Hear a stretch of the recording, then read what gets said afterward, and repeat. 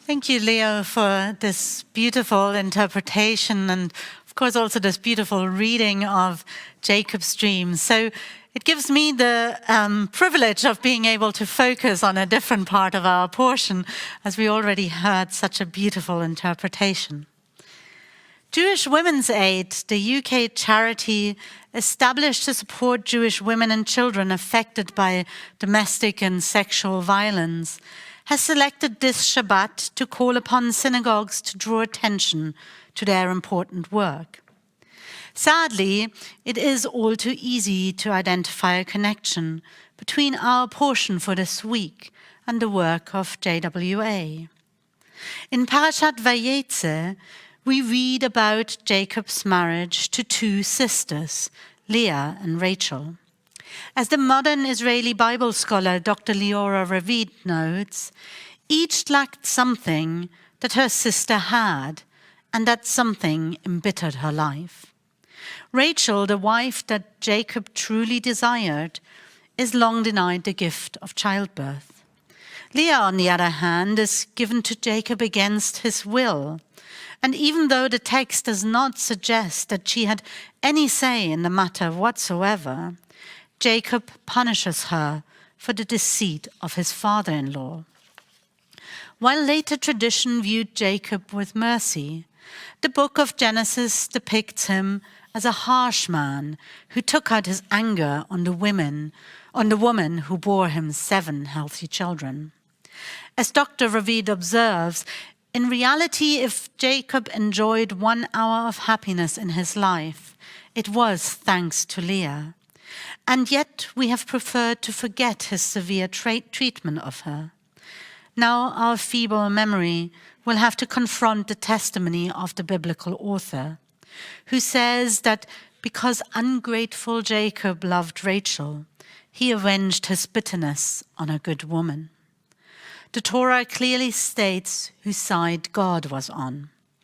The Eternal One saw that Leah was hated, and he opened her womb, but Rachel was barren. Undoubtedly, the spurned Leah longed for some of the love of her husband, lavished on her sister instead. She had good reason to envy the beautiful, beloved Rachel. And the opposite is even more true. Hated as she was, Leah bore many children, so her position in Jacob's home was firm. Rachel, by contrast, disappointed him. Jacob performed hard labor in order to purchase a woman whose price was beyond his means, only to discover that she could not bear him children. And so his anger also turned against Rachel, as we read at the beginning of chapter 30. When Rachel saw that she had borne Jacob no children, she became envious of her sister. And Rachel said to Jacob, "Give me children, or I shall die." Jacob was incensed at Rachel and said, "Can I take the place of God, who has denied you fruit of the womb?" And we learn more about Jacob's relationship with his wives when Leah names her son Reuven, explaining that he was called by that name because the Eternal had discerned her humiliation. For now her husband will love her. The term used in Hebrew, oni, is derived from the root hey nun ayin, which has several usages in the biblical Hebrew, including physical abuse. And, as we will see in the story of Dinah in next week's Torah portion, has the additional meaning, which has disappeared in modern Hebrew, of rape. So taking a closer look at just these few verses, we realize that the large number of children born in short succession easily serve to detract us from the fact that the women in our story are clearly living in a situation which we would describe today as abusive. And that's before we have drawn any attention to the 2 women who did not even achieve the status of wife, the concubines Bilhah and Zilpah. Even if we read these stories in their historical context, Leah, Rachel, Bilhah, and Zilpah lived in a world in which multiple women divided one husband among them. the biblical author clearly indicates to the reader that the situation of the wives was not just another example of polygamy. We must not close our eyes to the fact that Leah, Rachel, Bilhah, and Zilpah are portrayed as experiencing domestic abuse from their husband, and sadly also from each other. Yes, the Bible did not call it such, but as Dr. Ravid stresses, we cannot deny that in naming her firstborn son, Leah used a term that in biblical language means rape, physical abuse, disgrace, and humiliation. Sadly, as we know all too well, domestic abuse and violence against women is not something that only happened in centuries past, but is a reality that women face to this day all over the world, in every community. Jewish Women's Aid sees the terrible effects of abuse every day through supporting 150 women and girls every month.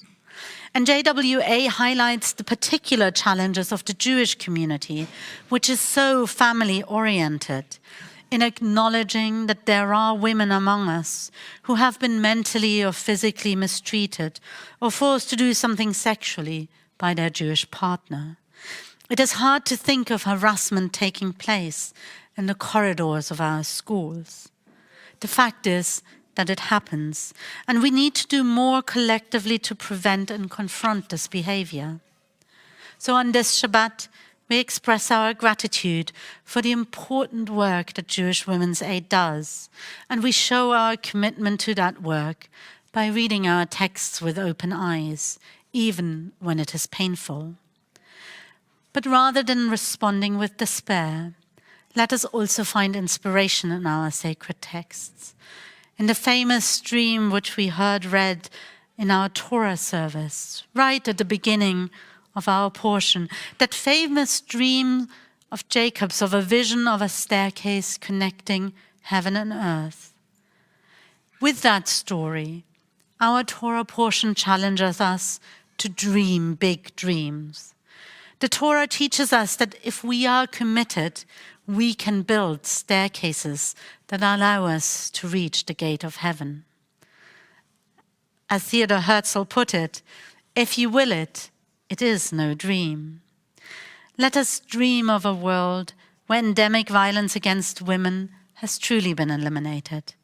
And let us pledge to do our part to ensure that this world does not have to remain a dream. Ken Yehi Ratzon, may this be God's will. Amen.